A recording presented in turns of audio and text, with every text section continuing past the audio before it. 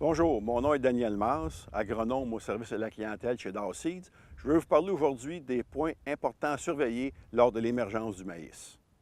Pour obtenir le rendement maximum de votre hybride de maïs, la période du semis à l'émergence est très importante. Il faut que votre maïs connaisse un bon départ.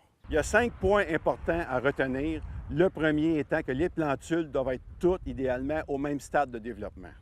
Pour atteindre l'uniformité entre les plants de maïs, il faut absolument avoir la même profondeur de semis, une profondeur de semis uniforme d'un grain à l'autre.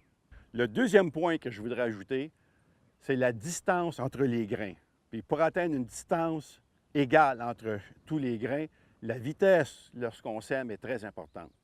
Un semis trop rapide va faire en sorte que les grains vont être espacés de manière inégale et aussi ça peut avoir un impact sur la profondeur de la semence.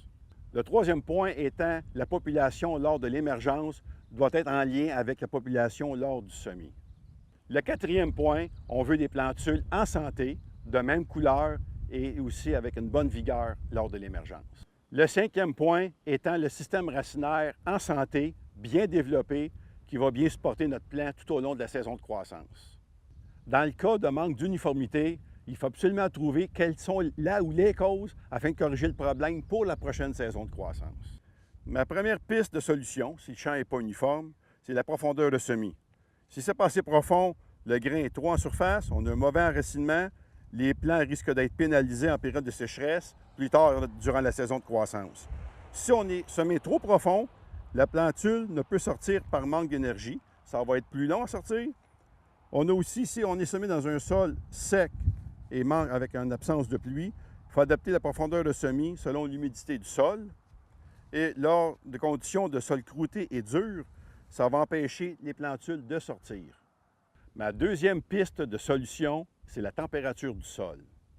La température du sol doit être à 10 degrés Celsius pour initier la germination. Si le sol est trop froid, il n'y a rien qui se passe, mais la semence peut cependant être attaquée par les ravageurs du sol.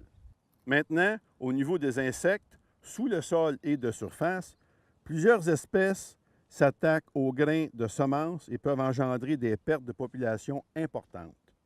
Le ver fil de fer et la mouche du semis, la larve, attaquent les grains de semences sous le sol avant la germination ou pendant la germination. Les blessures qu'ils affligent en se nourrissant du grain empêchent la germination ou altèrent grandement la vigueur du plant qui en émerge. De plus, l'intégrité du grain étant affectée, les maladies peuvent facilement se développer dans la blessure qui sert de porte d'entrée.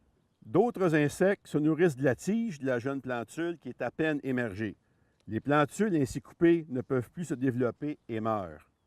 Par exemple, le ver gris-noir, le ver blanc, le hanneton et la limace peuvent causer des dommages importants à la culture de maïs, pouvant diminuer substantiellement les populations. Ma troisième piste de solution, c'est l'humidité du sol au moment du semis. Dans le cas d'un excès d'humidité, soit par compaction, excès de pluie ou de mauvais drainage, la semence va être sujette à être attaquée par les maladies du sol. Les maladies des plantules sont habituellement causées par des conditions froides et humides qui permettent le développement de champignons qui causent la fonte des semis. On parle ici d'organismes tels que le pythium, le fusarium et le gibberella. Plusieurs sont actifs en même temps. Le Phytophthora est souvent visible sur les jeunes plantules et s'attaque directement au système racinaire. Afin de bien protéger notre semence, nous recommandons fortement l'utilisation d'un traitement de semences approprié, soit avec fongicides et insecticides. J'espère que ces quelques points vont vous aider à améliorer votre taux d'émergence dans vos champs. Et si vous avez des questions, n'hésitez pas à contacter votre représentant de Dow Seeds.